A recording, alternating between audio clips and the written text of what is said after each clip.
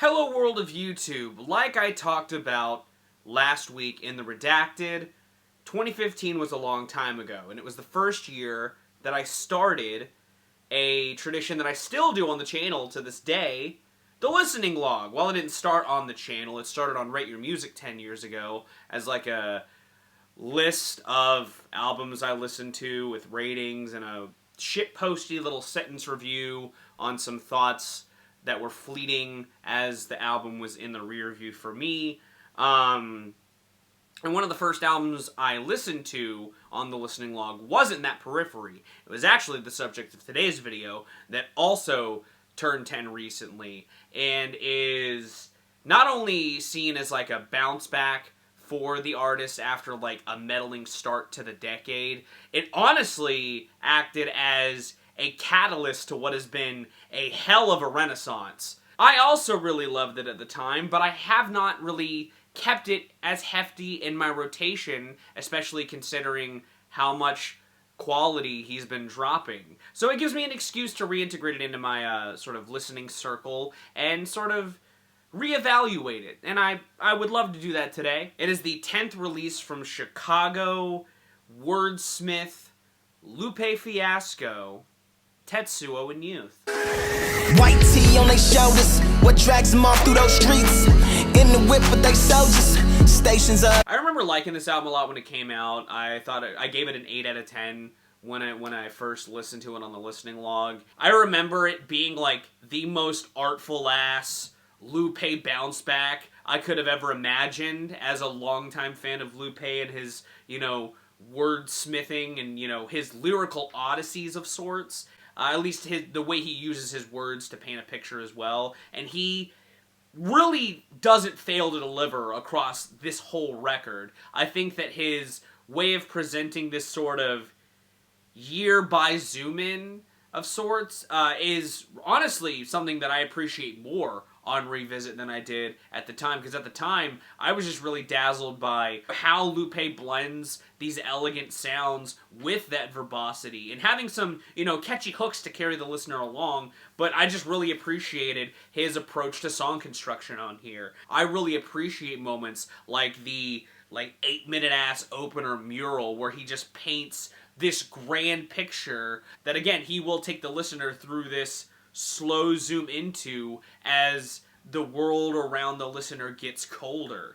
I feel like for any lover of how lyrics are constructed, Mural is like a masterclass deconstruction session waiting to happen. He's got that great balance of fun punchlines amidst that to keep the listener just in tune to his attitude. I love it. And I like that he sort of uses that moment to transition into a little more of an infectious use of that grand atmosphere, but still keeping it grand nonetheless. Guy Sebastian's hook on Blur My Hands is incredible, but powerful as hell, and lends to the attitude and messaging from Mural and sort of helps introduce a broader concept and elegance on Dots and Lines. Another beefy song, but has a stronger hook carrying the listener throughout to sort of keep a little more of a dynamic experience, while the listener dances in this elegant-ass instrumental. It also helps accent a sort of chasm of character that is seen across where he's talking in the first half versus where he's talking in the last half. Dots and Lines is a song that speaks on social issues, but sort of through the framework of Freemason stuff, which is an interesting concept for Lupe to tackle, and I think that he does so with that same fun rap style, but I love the hook that he weaves those ideas together with. The same Odyssey style rapping, carrying the listener through the Apple Loops ass filled Prisoner 1 and 2. A use of an iconic Apple Loops sample nonetheless, but a really interesting sort of use of it to keep the listener intrigued. There's a fun rhythm switch up in the second half that keeps the sample just fresh as hell, while Lupe, again, goes deep on the prison system and, it's fallacies and the like. Honestly, while I may have a hard time really picking a favorite season on this record, fall might be my favorite, because not only do I love Prisoner 1 and 2, but I think Body of Work is one of many great songs in its concept as far as an artist talking about their love of hip-hop as an art form. And, you know, Lupe is a common-ass rapper when it comes to, like, a Chicago guy who really loves fancy instrumentals and rapping their ass off. Like, it's a match made in heaven. But also, the Nicki Jean songs during this stretch are fantastic and give me that, like, classic Lupe feel. You know, Little Death is honestly a sequel to a Cool song, which is kind of neat. And I like how even that still fits into the portion of the record when it comes to, like, zooming in the picture. And that's not to count out the Winter section, because I do think that that section, as far as especially having some bangers and some choice-ass collaborations, there's a lot of that happening in that stretch.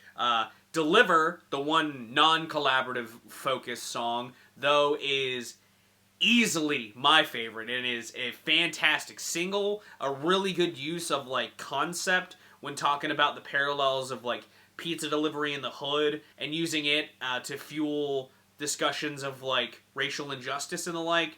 Fantastic song. I think the hook of that song is strong as hell, and I think that that beat is smooth. I like how that whole portion of the record really talks about the hood in portions. You know, Chopper is a song that I think goes on for a little too long. I know why, but, like, I don't think that the song uses its time as effectively as other dense moments on the album, but it's still got a great hook. It still does have great verses from a lot of the collaborators, and I think that as far as introducing this stretch of, like, hood politics, it does so still really well. But I like that in true, again, art rap fashion, that portion ends with a track like Madonna to help bridge the themes of the hood and religion together, and I think does so pretty fucking masterfully. This album is a fantastic example of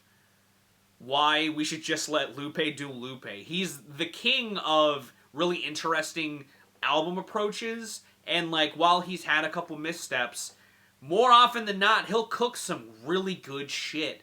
And even on reflection, I think Tetsuo in Youth is a fantastic spin. I don't know if I like it as much as some of the especially more recent Lupe releases. I have been toying with the idea of doing, like, a Lupe Fiasco discography review, but it's going to be, like, in the tier list fashion, because I'm going to do his mixtapes and the like. But Tetsuo in Youth, I loved it then. A lot of the scene loved it then, and I think this album is very much remembered as the start of an era for Lupe, and I'm happy to see it. I'm happy to see him succeed and create these really interesting records. But, like, I think Tetsuo in Youth does hold up, and should not be left behind, or should be revisited more, potentially, if you haven't spun it recently, like I hadn't. Because it's still a very fruitful, fun experience that shows a love of art, a love of culture, and a love of having things to say. Thank you for watching this. Do you agree? Do you like Tetsuo in Youth? Let me know your thoughts on this album in the comments down below. If you did like this, give it a like. If you want to see more, consider subscribing. I drop 2 to 4 vids a week depending on what I've got going on.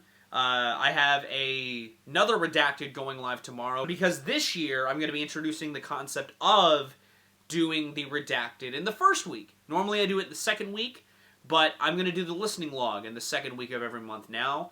And so this week we're going to get the Redacted for February tomorrow. Hopefully you're excited for that. Thank you so very much for watching this. Again, I've been Valrek. You guys have good days, lots of situations, and I'll see you another day.